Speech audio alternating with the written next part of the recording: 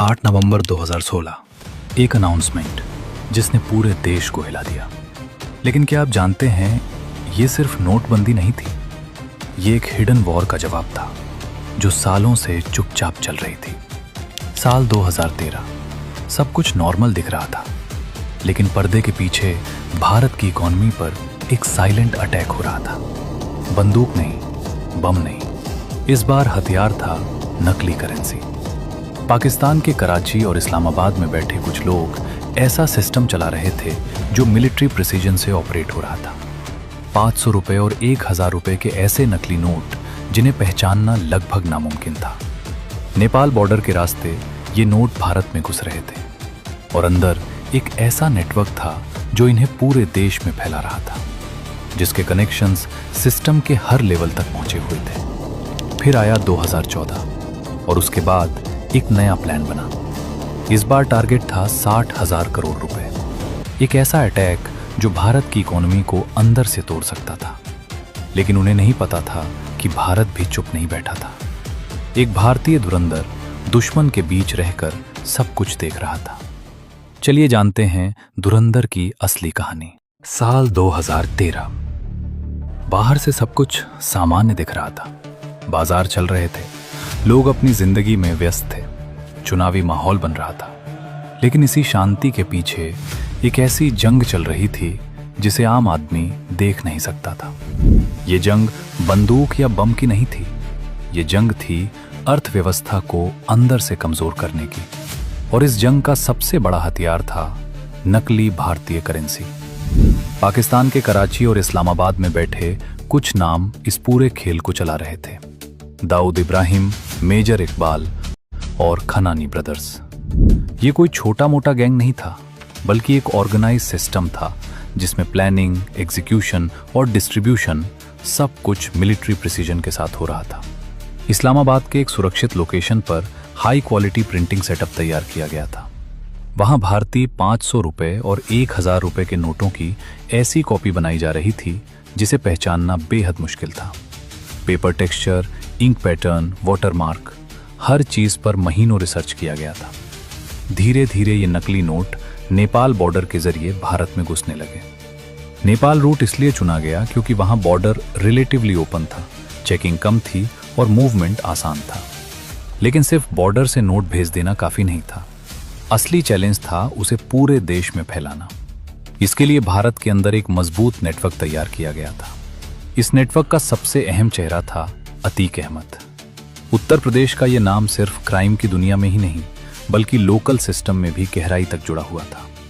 उसके आदमी हर लेवल पर मौजूद थे, transport, local distribution, political links, सब कुछ। अगर नकली पैसा उसके हाथ में आ जाए तो वो कुछ ही दिनों में पूरे देश में सर्कुलेट हो सकता था। 2013 के अंत तक करीब 11,000 करोड़ रुपए के नकली नोट भारत में घुस चुके थे। ये आंकड़ा सिर्फ एक नंबर नहीं था, ये इस बात का सबूत था कि सिस्टम के अंदर कहीं ना कहीं बड़ी कमजोरी थी। सबसे खतरनाक बात यह थी कि इतने बड़े अमाउंट के बावजूद कोई बड़ी सीजोर नहीं हुई थी। इसका मतलब साफ था, नेटवर्क साइलेंटली काम कर रहा था और सक्सेसफुल भी था। इसी दौरान 2014 के लोकसभा चुनाव पास आ रहे थे। पाकिस्तान में बैठे इन लोगों ने यह समझ लिया था कि अगर भारत में लीडरशिप बदलती है तो उनका पूरा खेल खतरे में पड़ सकता है। इसलिए उन्होंने सिर्फ इकोनॉमिक अटैक नहीं, बल्कि पॉलिटिकल इन्फ्लुएंस का भी प्लान बनाया। प्रिंट तैयार किया गया किसी ऐसे व्यक्ति की मदद से जो भारत के अंदर सिस्टम को समझता था। उसकी एक ही शर्त थी, उसका नाम कभी सामने नहीं आना चाहिए और उसके खिलाफ कोई गवाही नहीं होनी चाहिए। खनानी ब्रदर्स ने यह शर्त मान ली। उन्हें पता था कि असली करेंसी का डिजाइन और प्रिंटिंग पैटर्न मिलना आसान नहीं होता, और अगर यह मिल रहा है तो यह डील बहुत बड़ी है। फिर आया 26 मई 2014। नई सरकार बनी। नरेंद्र मोदी ने प्रधानमंत्री पद की शपथ ली। ये परिणाम उस पूरी प्लानिंग के खिलाफ गया जो पिछले कई सालों से बनाई जा रही थी। इस्लामाबाद के उस कमरे में जहां दाऊद इब्राहिम, मेजर इकबाल और खनानी ब्रदर्स बैठे थे, 11,000 करोड़ रुपए खर्च हो चुके थे। लेकिन उनका मकसद पूरा नहीं हुआ था। ये सिर्फ फाइनेंशियल लॉस नहीं था, बल्कि स्ट्रेटेजी की फेलियर थी। दाऊद ने पहली बार खुलकर अपनी नाराजगी जताई। हम गलत जगह इन्वेस्ट कर रहे थे और गलत लोगों पर भरोसा कर रहे थे। उसी रात एक नया फैसला लिया गया। अब सिर्फ नकली नोट भेजना काफी नहीं होगा। टारगेट सेट हुआ 60,000 करोड़ रुपए। ये अमाउंट सिर्फ बड़ा नहीं था, ये इतना बड़ा था कि अगर ये सफल हो जाता तो भारत की फाइनेंशियल स्टेबिलिटी को गंभीर नुकसान पहुंच सकता था। नेपाल बॉर्डर वही रहेगा, लेकिन एग्जीक्यूशन और ज्यादा सिक्योर होगा। भारत के अंदर अतीक अहमद खान का नेटवर्क और मजबूत किया जाएगा और टाइमिंग इतनी प्रिसाइज रखी जाएगी कि रिस्पॉन्स देने का मौका ही न मिले। यहीं से कहानी एक नए फेज में एंटर करती है। साल 2015 आते आते ये साफ होने लगा था कि जो कुछ 2013 और 2014 में शुरू हुआ था वो अब एक बड़े और खतरनाक रूप में सामने आने वाला है। पाकिस्तान के अंदर बैठे दाऊद इब्राहिम, मेजर इकबाल और खनानी ब्रदर्स अब पहले से ज्यादा सतर्क हो चुके थे। 11,000 करोड़ रुपए के नुकसान के बाद उन्होंने अपनी पूरी स्ट्रेटेजी को फिर से डिजाइन किया था। अब उनका मकसद सिर्फ पैसे भेजना नहीं था, बल्कि भारत की इंटरनल स्टेबिलिटी को सीधे निशाना बनाना था। इसी दौरान मेजर इकबाल ने एक अहम बात सामने रखी। उसने कहा कि अगर 2017 में उत्तर प्रदेश में राजनीतिक बदलाव हो गया तो हमारा पूरा नेटवर्क खत्म हो जाएगा। ये सिर्फ एक ग्राउंड रियलिटी पर बेस्ड एनालिसिस था, क्योंकि उत्तर प्रदेश ही वो जगह थी जहां से उनका डिस्ट्रीब्यूशन नेटवर्क ऑपरेट करता था और अतीक अहमद खान जैसे लोग उसी सिस्टम की बैकबोन थे। इसका मतलब साफ था, उनके पास समय बहुत कम था, इसलिए एक स्ट्रिक्ट टाइमलाइन बनाई गई। फैसला हुआ कि नवंबर 2016 से पहले 60,000 करोड़ रुपए की नकली करेंसी भारत में पहुंचा दी जाएगी। ये एक मैसिव ऑपरेशन था जिसके लिए हर लेवल पर तैयारी की जा रही थी, प्रिंटिंग, पैकेजिंग, ट्रांसपोर्टेशन और डिस्ट्रीब्यूशन। उधर भारत में हालात तेजी से बदल रहे थे। सितंबर 2016 में उरी हमला हुआ, जिसमें भारतीय सेना के जवान शहीद हुए। इसके जवाब में भारत ने सर्जिकल स्ट्राइक किया। ये एक टर्निंग पॉइंट था। पहली बार भारत ने ओपनली ये दिखाया कि वो सिर्फ डिफेंसिव नहीं बल्कि ऑफेंसिव एक्शन लेने के लिए भी तैयार है। इस घटना ने पाकिस्तान के अंदर बैठे प्लानर्स को अनईजी कर दिया था। उन्हें महसूस होने लगा था कि अब भारत की एजेंसीज पहले से ज्यादा अलर्ट हैं और रिस्पॉन्स भी ज्यादा अग्रेसिव हो सकता है। लेकिन इसके बावजूद उन्होंने अपने प्लान को रोकने के बजाय और तेज कर दिया। इसी दौरान कहानी में एक ऐसा किरदार सामने आता है जिसने इस पूरे खेल की दिशा बदल दी। मेजर शोभित शर्मा। मेजर शोभित शर्मा कोई आम इंटेलिजेंस ऑफिसर नहीं थे। वो कई सालों से पाकिस्तान में अंडरकवर रह रहे थे। उन्होंने अपनी पहचान पूरी तरह बदल ली थी। अपनी जिंदगी को उस तरह ढाल लिया था जैसे दुश्मन के बीच जीने के लिए जरूरी होता है। वो लियारी गैंग के अंदर तक घुस चुके थे और धीरे धीरे खनानी ब्रदर्स और मेजर इकबाल का भरोसा जीत चुके थे। उनकी सबसे बड़ी ताकत यही थी कि दुश्मन उन्हें अपना आदमी मानता था। एक दिन उन्होंने दिल्ली को एक क्रूशियल मैसेज भेजा। Pakistan is preparing to push 60,000 crore rupees fake currency into India. ये जानकारी जब राष्ट्रीय सुरक्षा सलाहकार अजीत डोभाल तक पहुंची तो उन्होंने तुरंत इसकी सीरियसनेस को समझ लिया। वो जानते थे कि ये सिर्फ स्मगलिंग नहीं है, ये एक प्लान्ड इकोनॉमिक अटैक है जो अगर सफल हो गया तो देश की फाइनेंशियल सिस्टम को हिला सकता है। उन्होंने बिना समय गवाए एक डायरेक्ट आदेश दिया, ये पता करो कि करेंसी छप चुकी है या अभी प्रोसेस में है। ये एक बहुत क्रिटिकल सवाल था, क्योंकि अगर करेंसी अभी प्रिंट हो रही होती तो उसे सोर्स पर रोका जा सकता था, लेकिन अगर वो ऑलरेडी प्रिंट हो चुकी होती तो खतरा कई गुना बढ़ जाता। उधर पाकिस्तान में मेजर शोभित शर्मा ने अपनी अगली चाल चली। उन्होंने खनानी ब्रदर्स से कैजुअली बातचीत के दौरान ये बात उठाई कि नेपाल बॉर्डर अब पहले जितना सेफ नहीं रहा है। उन्होंने कहा कि इंडियन एजेंसीज वहां एक्टिव हो चुकी हैं और इतनी बड़ी खेप भेजना रिस्की हो सकता है।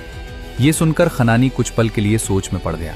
मेजर शोभित को असली स्थिति दिखाने का उसे एक सीक्रेट लोकेशन पर ले जाया गया। वो एक विशाल गोदाम था, इतना बड़ा कि अंदर खड़े होकर उसकी पूरी सीमा देखना मुश्किल था। वहां चारों तरफ बंडल के बंडल रखे हुए थे।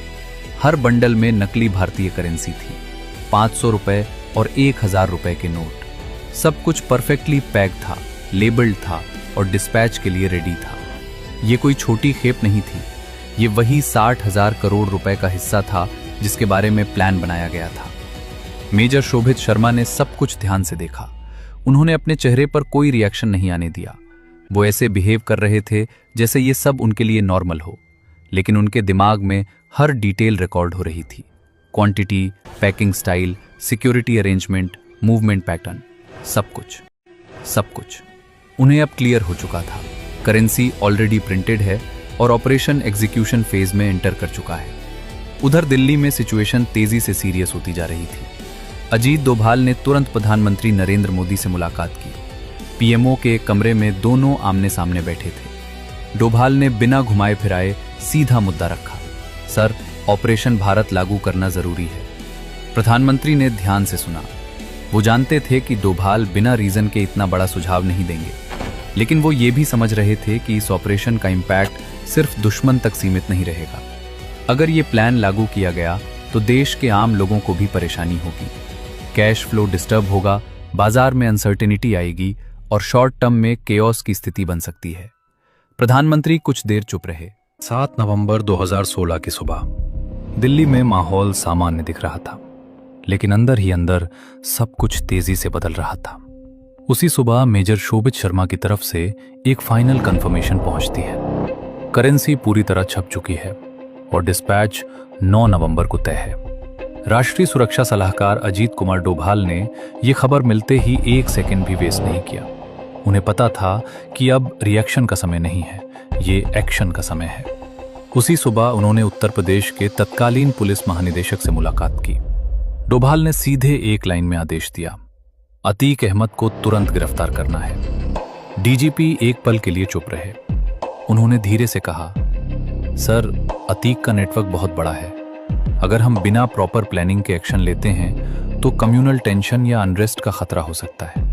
डोभाल ने उनकी बात ध्यान से सुनी, लेकिन उनका जवाब साफ था, ये देश की सुरक्षा का सवाल है। अगर अभी एक्शन नहीं लिया गया तो जो होगा वो किसी भी अनरेस्ट से बड़ा होगा। डीजीपी समझ गए कि ये कोई रूटीन अरेस्ट नहीं है। उन्होंने तुरंत स्पेशल टास्क फोर्स को एक्टिवेट करने का आदेश दिया। उसी दिन एसटीएफ के सीनियर ऑफिसर्स की एक क्लोज डोर ब्रीफिंग हुई। वहां सिर्फ इतना बताया गया कि टारगेट कौन है और अर्जेंसी कितनी है। बाकी details need to know basis पर रखी गई। सर्वेलेंस टीम्स को डिप्लॉय किया गया। अतीक अहमद खान की मूवमेंट को ट्रैक किया जाने लगा। उसके घर, उसके ठिकानों, उसके करीबी लोगों, सब पर नजर रखी जाने लगी। सबसे बड़ा चैलेंज ये था कि ऑपरेशन पूरी तरह सीक्रेट रहे। अगर स्लाइटेस्ट लीक भी होता तो अतीक अंडरग्राउंड हो सकता था और फिर उसे पकड़ना लगभग नामुमकिन हो जाता। उधर पाकिस्तान में एक बिल्कुल अलग ही सीन चल रहा था। इस्लामाबाद के उस गुप्त गोदाम में एक्टिविटी अपने पीक पर पहुंच चुकी थी। दर्जनों लोग एक साथ काम कर रहे थे। नकली नोटों के बंडल केयरफुली बॉक्सेस में पैक किए जा रहे थे। हर बंडल को इस तरह अरेंज किया जा रहा था कि ट्रांसपोर्टेशन के दौरान कोई शक ना हो। हर ट्रक को 2 लेयर्स में लोड किया जा रहा था, ऊपर सामान्य सामान, नीचे नकली करेंसी। ये पैकिंग इतनी केयरफुली की गई थी कि बॉर्डर चेकिंग के दौरान कुछ भी अनयूजुअल नजर ना आए। दाऊद खुद इस पूरी प्रोसेस पर नजर रखे हुए था। उसने खनानी को बुलाया और साफ शब्दों में कहा, इस बार कोई गलती नहीं होनी चाहिए। पिछली बार जो हुआ वो दोबारा नहीं होना चाहिए। खनानी ने सिर हिलाया। 8 नवंबर 2016 की शाम तक सभी ट्रक्स तैयार हो चुके थे। उन्हें नेपाल बॉर्डर की तरफ मूव करना था, जहां से 9 नवंबर की सुबह 4 बजे भारत में एंट्री की योजना थी। उधर भारत की तरफ उत्तर प्रदेश के तराई इलाके में अतीक अहमद खान के आदमी क्वाइटली पोजीशन ले चुके थे। उन्हें एग्जैक्ट टाइमिंग दी गई थी, सुबह 4 बजे ट्रक्स रिसीव करने हैं और तुरंत उन्हें अलग अलग रूट से अंदर ले जाना है। यह पूरा operation minute to minute planning पर आधारित था। इसी दिन दिल्ली में एक बेहद महत्वपूर्ण मीटिंग चल रही थी। पीएमओ के एक बंद कमरे में 4 लोग मौजूद थे। प्रधानमंत्री नरेंद्र मोदी, राष्ट्रीय सुरक्षा सलाहकार अजीत डोभाल, वित्त मंत्री अरुण जेटली और आरबीआई के गवर्नर। डोभाल ने आखिरी बार पूरी स्थिति सामने रखी। सर, करेंसी ऑलरेडी प्रिंटेड है, नेटवर्क एक्टिव है।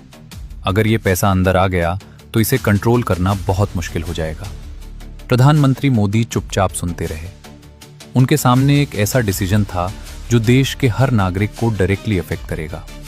प्रधानमंत्री ने धीरे से सिर हिलाया। डिसीजन फाइनल हो चुका था। उसी समय उत्तर प्रदेश में एसटीएफ एक्शन में आ चुकी थी। प्लेन क्लोथ्स ऑफिसर्स ने केयरफुली मूव किया। लोकेशन कंफर्म होने के बाद ऑपरेशन एग्जीक्यूट किया गया। बिना किसी शोर शराबे के, बिना किसी पब्लिक डिस्टर्बेंस के अतीक अहमद को हिरासत में ले लिया गया। ये इस पूरे नेटवर्क पर पहला बड़ा वार था।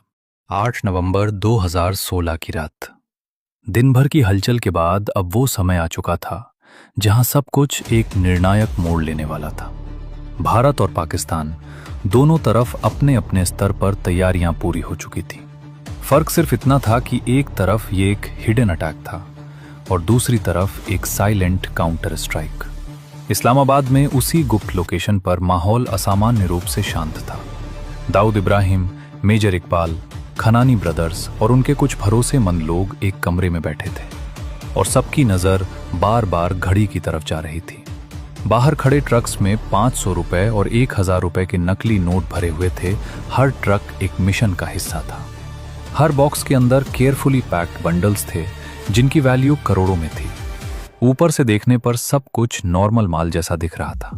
कहीं इलेक्ट्रॉनिक्स का लेबल, कहीं कपड़ों का, कहीं जनरल सामान का, लेकिन अंदर जो था वो भारत की इकोनॉमी को हिला सकता था। नेपाल बॉर्डर के पास सब तैयार था। उत्तर प्रदेश के तराई इलाके में अतीक अहमद के आदमी अपनी पोजीशंस पर थे। उन्हें इंस्ट्रक्शंस क्लियर थे, जैसे ही ट्रक्स बॉर्डर क्रॉस करें तुरंत कंट्रोल लेना है और अलग अलग रूट से उन्हें अंदर ले जाना है। सब कुछ प्लान के मुताबिक चल रहा था, लेकिन उन्हें यह नहीं पता था कि इस बार खेल सिर्फ उनके हाथ में नहीं है। उधर दिल्ली के अंदर एक अलग ही तैयारी चल रही थी। शाम होते होते प्रधानमंत्री नरेंद्र मोदी अपने ऑफिस में आखिरी ब्रीफ ले चुके थे। अजीत डोभाल ने फाइनल स्थिति साफ कर दी थी। करेंसी प्रिंटेड है, नेटवर्क एक्टिव है और अटैक किसी भी वक्त एग्जीक्यूट हो सकता है। 8:15 इस्लामाबाद के उस कमरे में अचानक एक आदमी तेजी से अंदर आता है। टीवी चलाइए अभी। कमरे में बैठे सभी लोग तुरंत स्क्रीन की तरफ मुड़े। टीवी पर भारत के प्रधानमंत्री नरेंद्र दामोदर दास मोदी लाइव आ चुके थे। कमरे में एकदम सन्नाटा हो गया। मोदी ने शांत और स्टेडी आवाज में बोलना शुरू किया। आज रात 12 बजे से 500 रुपए और 1000 रुपए के सभी नोट लीगल टेंडर नहीं रहेंगे। एक सेकंड के लिए किसी को समझ ही नहीं आया कि अभी क्या हुआ। फिर धीरे धीरे बात क्लियर होने लगी। कमरे में बैठे लोगों के चेहरे बदलने लगे। बाहर खड़े ट्रक्स जिनमें वही 500 रुपए और 1000 रुपए के नकली नोट भरे थे, एक ही पल में बेकार हो चुके थे।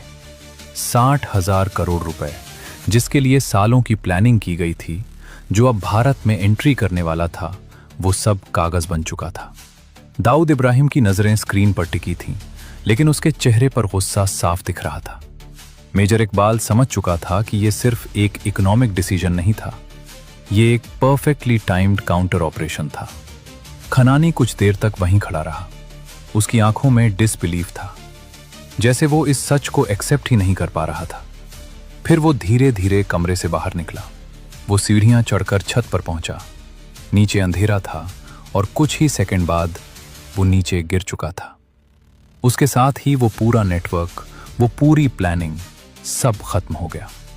उधर भारत में बिना एक भी गोली चले, बिना किसी पब्लिक कॉन्फ्रंटेशन के एक बहुत बड़ा इकोनॉमिक अटैक फेल हो चुका था।